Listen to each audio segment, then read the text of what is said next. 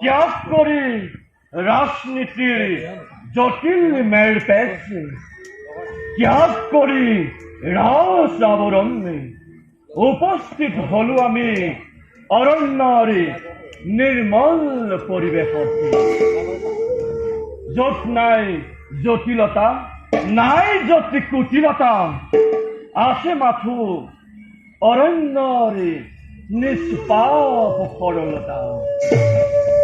নহয় নে ভাইহঁত? কৌৰৱৰী কুচক্ৰান্ত আৰু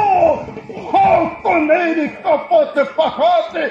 হৈ পৰাজিত বঞ্চিত হলো আমি নিজ প্ৰাপ্যৰ পৰা। দাদা ধৰ্মৰাজ, ইয়াক তুমি কেনেকৈ ত্যাগৰ পৰিভাষা কৰিছা প্ৰদান? অৰণ্য পাণ্ডৱৰ আজন্ম চিনাকি অৰণ্য নিবাসী হোৱাৰ ভীমৰ কোনো খেদ নাই, কিন্তু যে কুটিলতাৰ আশ্ৰয় লৈ আমাক পঠালে অৰণ্যৰ মাজে, যে বৰ্বৰতাৰ যে পৰিচয় যজ্ঞখিনিক অপমান কৰিলে ৰাজসভাৰ মাজত, তাৰ পুৰস্কাৰ নিশ্চয় পাব সেই দুৰ্মতি কৌৰৱে। দুর্যোধনারি উরুভঙ্গ দুঃসাহনারি রক্ত দেহে স্তেমিত হব এই ভীমার কণ্ঠাগ্নি অন্যথা না থাকে ভীমাই ফলার বৈখ্যাতি উত্তেজিত নহবা দাদা ভীমসেন উত্তেজনারে উপহন্দ করিবা হৃদয়র দারুণ দাবাগ্নি যদিও বা দেখিছ তুমি অর্জুনের শান্ত হৈম মূর্তি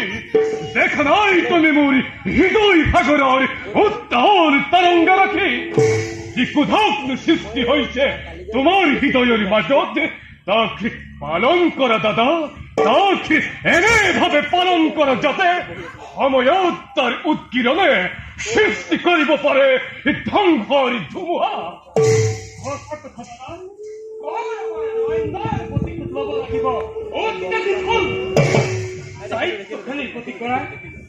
ব্যবহার নারী জাতির প্রতি করা অপমান দেখুন গতিকে দাদা যদি আমি আর প্রতিঘট যুগে যুগে নারী সমাজে পেট চুপড়ে হারিব আমাকে পুরুষ পুলি অনাহত করি উৎপাদনা প্রভূমিত নকরিবা হৃদয়ৰ ক্ৰোধ নিজৰ অপৰাধে আজি মোৰ অপদে ধিক্কাৰ পঞ্চপতি হাততে বিদ্যমান লাঞ্ছিত হল দায়িত্ব কেনি মোৰ বৰৰ হাততে শৰীৰ পুতলা হৈ সেই